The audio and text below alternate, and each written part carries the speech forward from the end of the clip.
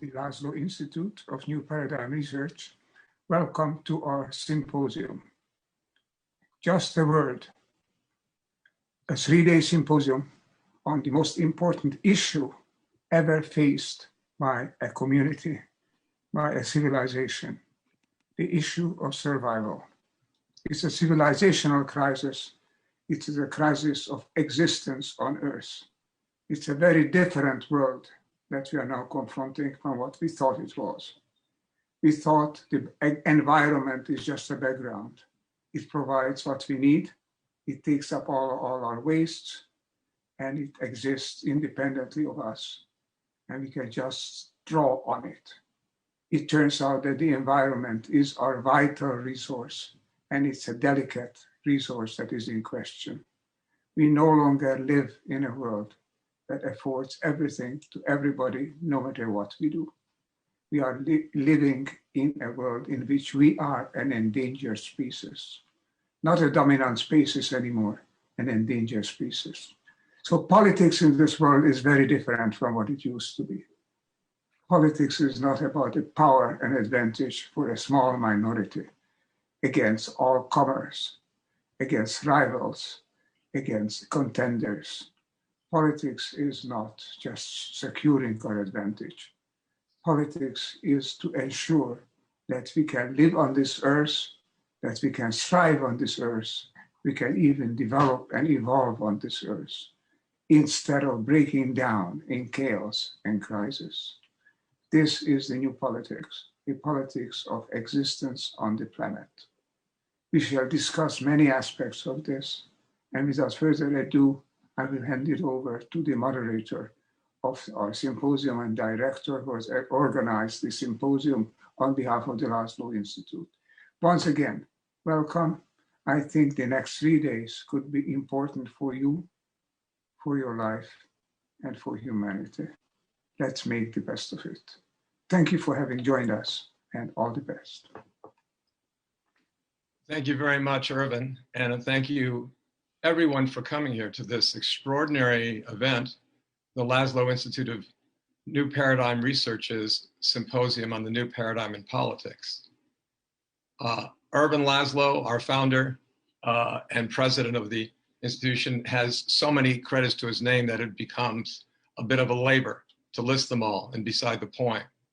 I think the most important thing to understand about him is that he's gone into the very core of the mindset of our civilization and explored it deeply with the heart and mind and soul of an artist, of a world-class, actually, concert pianist who decided to actually give up what would be a richly rewarded and richly rewarding career in music in order to deal with the civilizational crisis that he just described to us.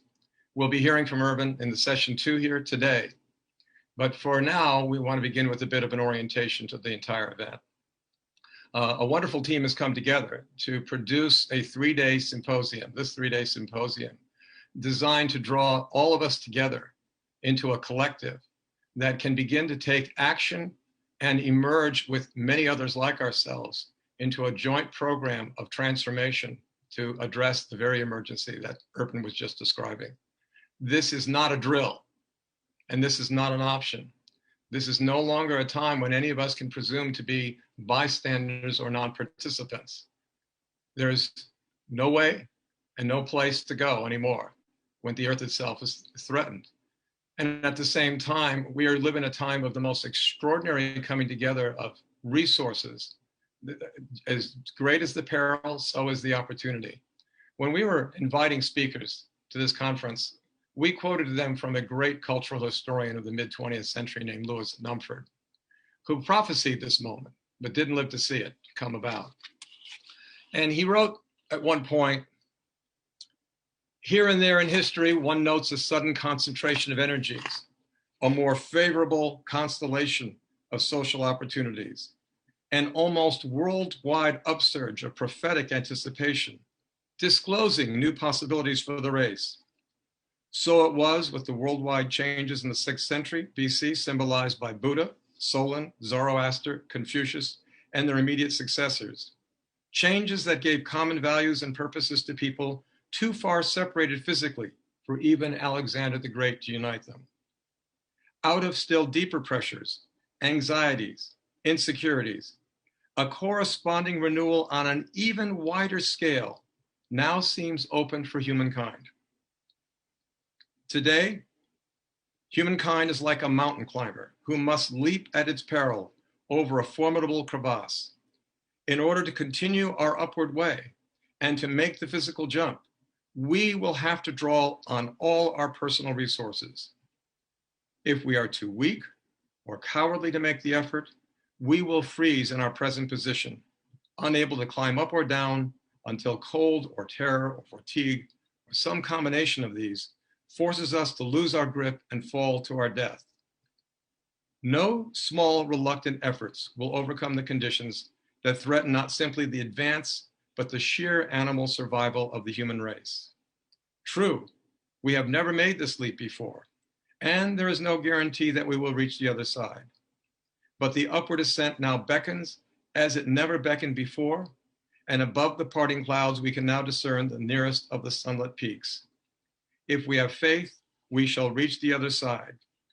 But first, we must take the measure of our dangers, for a halfway leap will prove as mortal as no leap at all.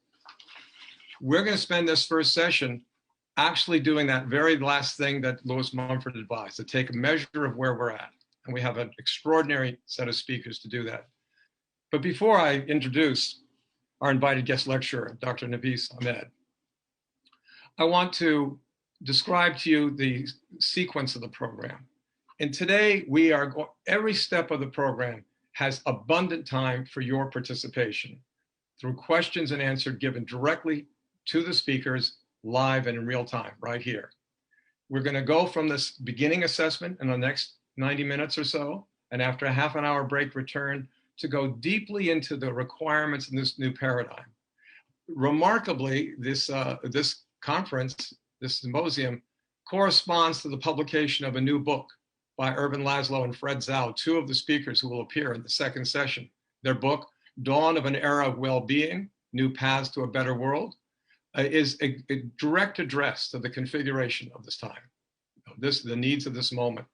And they actually complement the book of a third speaker, Mystical Gnosis by Arthur Vislou, so I also introduced them, who together bring East-West contemporary science into a discussion that's never had before publicly about how the great threads serving and converging in our civilization can come together to offer us a unified and universal view that can penetrate into all the precincts of human culture. But to understand how that can come about and what that will be addressing, we first must, again, need to look at our circumstance.